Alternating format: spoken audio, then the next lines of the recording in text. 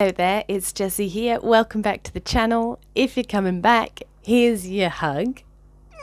You know that I love you. And if you're completely new and you clicked on my face, maybe there's a reason for it. Let's find out. I'll leave it up to you. Right guys, not my first attempt at a video today.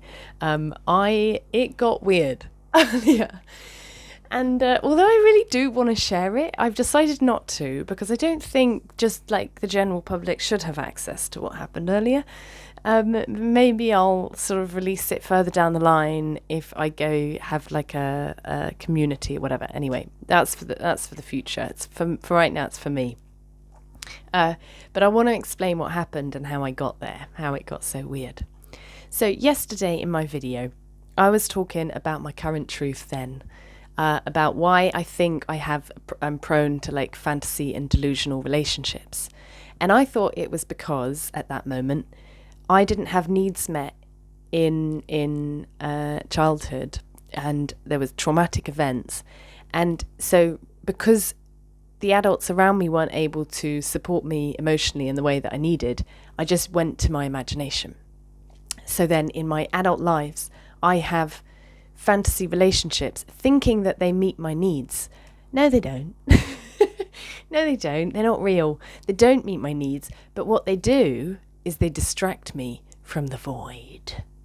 Now, it was very funny. And I just want to like harper in here that like the more that I share my current truth, the faster it's changing.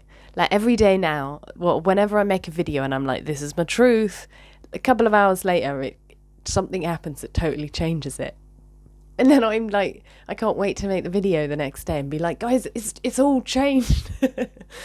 But I trust that the video goes to whoever needs to hear that version of my truth at that time.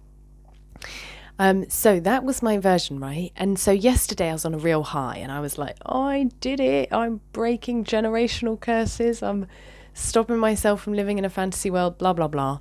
And I was like high on the adrenaline of that. And as the morning started to go on, I was diminishing, I was dwindling. And I thought at first, oh, it's just because I was so pumped with adrenaline and ecstasy from doing something that scared me.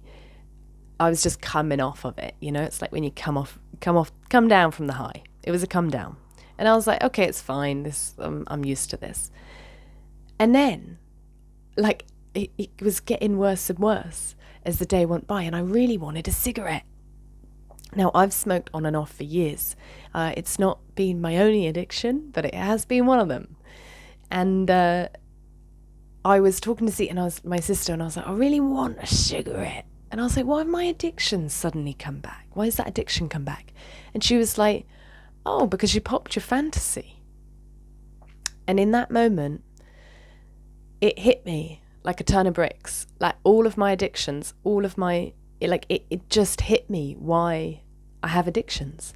Now, I've heard this before about addictions, and I've heard it and I've sort of understood it up here, but this hit different. This was like experiential, you know? It was like, oh, my fantasy. I don't have fantasy relationships because they're meeting my needs. I have fantasy relationships because they distract me from the void, the deep, dark chasm inside of me that is the pain of my trauma, right? And I never really thought of it like that about me. I've heard it and I'm like, yeah, that makes sense. We're all addicted because we're running away from things. But this time I was like, oh, I'm feeling the void. And while I have a fantasy relationship going on in my head, I don't feel the void. I got something to think about and look forward to and just generally fantasize about. And I popped my own bubble yesterday in that act, and then I was faced with the void. So then I started making a video telling you guys that, and my tattoo here, which sorry if you find that aggressive or insulting, I don't mean it. I was trying to reclaim the middle finger with this. It did once upon a time say now, and I sort of wanted to reclaim the middle finger, but a lot of people have told me they don't like it, which is fair enough. Anyway, that started to itch, and I was like, now And I was like, maybe I should face the void now. And I did it in the video. I was like, come on, guys, let's face the void together. And it got weird. It got very weird. I was facing the void, man. I went there. I just found it in my body, and I went in and I struck a match and I saw the state of the void. And now I get why I'm avoiding it. Oh, and I had this whole funny thing about avoiding the void, avoid the void. But I wasn't avoiding it. And actually, it was a very beautiful process because I would love to share the video with you. I just don't think it's appropriate to put it on YouTube to anyone, you know. I would share it with those who I know I can trust. So it's going to be probably further down the line. Anyway, I went there, and what I did is I just put my awareness there and let the body do everything else. The body was doing a lot, like there was a lot coming out of me. And then I actually stopped the video and I did this method, which is to sort of like help yourself purge, where you now hear me out, all right? Because I heard this method about 2 weeks ago and I was like, that's absolutely ridiculous. But I've also learned we often mock that which we don't understand, or we mock that which will actually lead to our growth because we're avoiding the void. So we mock it. It's a protective mechanism. So I first had this thing and I was like, all right, each to their own, but not for me.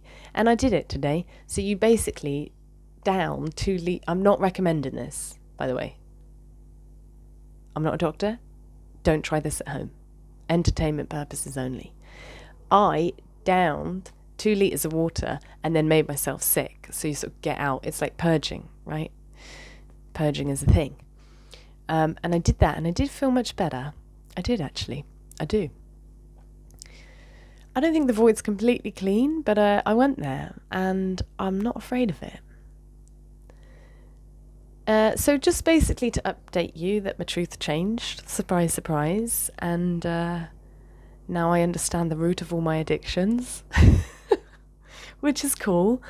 And now I just got to go slowly unpacking it all and entering the void when I feel safe and ready to do so. So that is it. I've got to go to work now, so I'm going to leave it there, short and sweet.